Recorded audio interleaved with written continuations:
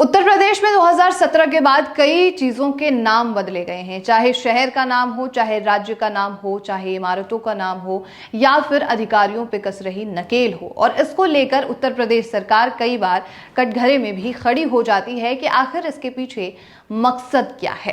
तो इसी क्रम में एक और नया फैसला उत्तर प्रदेश सरकार द्वारा लिया जा रहा है। अब वो फैसला क्या है, इसके बारे में आपको समझाते हैं। नमस्कार, नेशनल खबर देख रहे हैं आप और मैं प्रज्ञा झा। उत्तर प्रदेश में 115 साल पुराना कानून बदलने जा रहा है। योगी सरकार ने रजिस्ट्री दस्तावेजों से उर्दू और फारसी के शब्दों को हटाने का फैसला लिया है। रजिस्ट्री में उर्दू फारसी की जगह अब हिंदी भाषा का इस्तेमाल होगा। स्टाम्प एवं पंजीकरण विभाग 1908 में बने रजिस्ट्रेशन एक्ट के अधीन चलता है। दावा किया जा रहा है कि रजिस्ट्रेशन एक्ट में संशोधन के बाद रजिस्ट्री की भाषा आसान हो जाएगी। नए नियम से स्टाम्प और पंजीकरण विभाग में नियुक्ति के लिए अब उर्दू फारसी की परीक्षा पास करने की अनिवार्यता भी समाप्त हो जाएगी। रजिस्ट्रेशन एक्ट में उर्दू फारसी भाषा के इस्तेमाल को ज्यादा बढ़ावा दिया गया था। स्टाम्प एवं पंजीकरण विभाग में सब रजिस्ट्रार की नियुक्ति लोक सेवा आयोग से होती थी। लोक सेवा आयोग परीक्षा पास करने के बाद सब रजिस्ट्रार को उर्दू इमला की भी एक परीक्षा पास करनी होती थी। सब रजिस्ट्रार को उर्दू के शब्दों को लिखना, बोलना और सही अनुवाद करना, साथ में व्याकरण के साथ समझना अनिवार्य होता था। उर्दू इमला की परीक्षा पास किए बिना सब रजिस्ट्रार की नौकरी को स्थायी नहीं माना जाता था।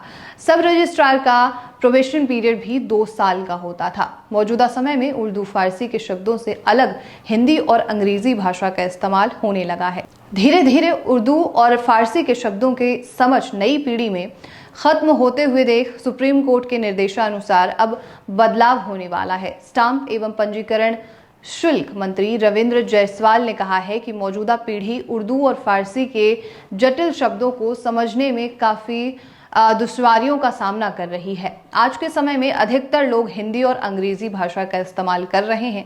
उर्दू इमला की परीक्षा पास किए बिना सब रजिस्ट्रार की मुश्किलें बढ़ती जा रही थी। अब कंप्यूटर के ज्ञान की परीक्षा महत्वपूर्ण हो गई है, क्योंकि कंप्यूटर्स जो है वो आने वाले समय में हमारा भविष्य कहा जा रहा है। लिहाजा उर्दू इमला की परीक्षा को हटाकर अब कंप्यूटर ज्ञान की परीक्षा करने का निर्णय लिया जाना है। बदलाव का असर रजिस्ट्री में भी दिखेगा और सामान्य कामकाज में हिंदी का अधिकाधिक इस्तेमाल होगा। रजिस्ट्रेशन एक्ट में भी बदलाव किया जाएगा। उन्होंने सुप्रीम कोर्ट के निर्देश का हवाला दिया और उन्होंने कहा कि दस्तावेजों की भाषा सरल होने से आम आदमी समझ, पढ़ और इस्तेमाल कर सकेगा, इसलिए बदलाव करने का फैसला लिया जा रहा है। अब कुछ शब्दों के बारे में आपको बताते हैं जो उर्दू और फारसी से लिए गए हैं, जिन्हें बदल दिया जा सकता है, जैसे कि बेनामा, विक्रय पत्र जिसे कहते हैं, या फिर वल्दियत, पिता का नाम, वल्द पिता, रकबा क्षेत्रफल, तरमीम बदल देना, या फिर